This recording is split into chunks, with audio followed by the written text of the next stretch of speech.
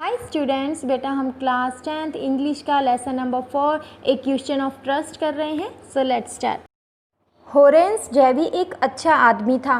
वह लगभग 50 वर्ष का था लेकिन अविवाहित और वह ताले बनाने का काम करता था और इस ताले बनाने के जो उसका बिज़नेस है इसमें वो काफ़ी सक्सेसफुल था। उसने अपनी मदद के लिए अपनी हेल्प के लिए 2 सहायक भी रखे हुए थे। होरिस एक अच्छा सम्मानजनक व्यक्ति था लेकिन वो ईमानदार नहीं था पूरी तरह।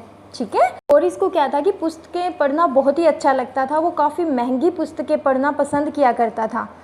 वह उन्हें किसी भी कीमत पर खरीद लेता था। उसका उद्देश्य यही होता था कि वह हर साल एक चोरी लूटता था। वह एक एजेंट के माध्यम से इन पुस्तकों को गुप्त रूप से खरीद लेता था। चोरी करने से पहले वह अपने काम की पूरी तरह से प्लानिंग करता था कि शोटोबर ग्रेज में एक मकान था जिसका होरिस 2 हफ्तों से लगातार स्टडी कर रहा था। इस घर का रास्ता कहाँ है, कमरे कहाँ हैं, बगीचा कहाँ है, किस कमरे को कौन सा रास्ता जाता है, बाहर निकलने का क्या है, कि मतलब उसने 2 हफ्तों में ना पूरी तरह से उस घर की जांच पड़ताल, मतलब पूरी तरह से उसको घर की एक एक चीज़ के बारे में पता चल गया था। होरिस को ये भी पता था कि उस सामने वाले घर के जो लोग हैं, मेंबर्स हैं, वो लंदन में रहते हैं और 2 नौकर रहते हैं जो कि उस घर की देखभाल करते हैं और आज वो फिल्म देखने जा चुके थे। अब होरिस मौका पाते ही उस घर में एंटर करता है। जैसे उस घर में वो घुसता है तो बगीचे में जो फूल लगे थे, जैसे ही उसको फूल दिखाई देते हैं तो उसको फूलों से एलर्जी होती है, उसे छींकें आना शुरू हो जाती है। अब जैसे उसे छींकें आती है तो इतने में वो अपने पीछे एक औरत के बोलने की आवाज़ सुनता है। होरिस के दिमाग में पहला आइडिया यही आता है कि वो यहाँ से भाग जाए, लेकिन औरत उसे बोलती है कि अगर तुम यहाँ से भागे तो मैं तुम्हें पुलिस के हवाले कर दूंगी या मैं पुलिस को फ़ोन करके तुम्हारे बारे में बता दूंगी। ठीक है, कहता है कि वो उसे यहाँ से जाने दे और उसको बोलता है कि वो दोबारा चोरी नहीं करेगा। तो वो महिला कहती है ठीक है, लेकिन उससे पहले तुम्हें मेरी एक शर्त माननी पड़ेगी।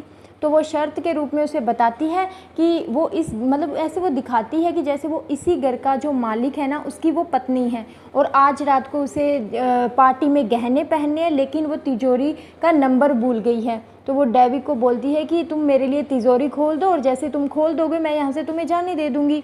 ठीक है, अब डेवी खुशी खुशी से उस तिजोरी को खोलना शुरू कर देता है। उसके दस्ताने भी नहीं पहनने होते। ठीक है, जैसे ही वो तिजोरी खोलता है वो गहने उस लेडी को दे देता है और वहाँ से चला जाता है। अब 2 दिन तक तो वो जो उस लेडी से प्रॉमिस करता है कि वो आगे से चोरी नहीं करेगा, इस बात पर अमल करता है, लेकिन तीसरे दिन वो फिर से डिसाइड करता है कि वो तिजोरी लूटेगा।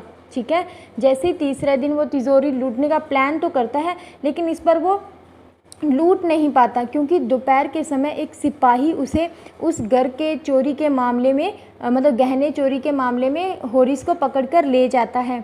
लेकिन होरिस बोलता है कि मैंने उस घर के मकान मालकिन की कहने पर ही तिजोरी को खोला था, लेकिन बाद में उसे पता चलता है कि उस घर के मकान मालिक की जो पत्नी है वो 60 ईयर्स की ओल्ड लेडी है।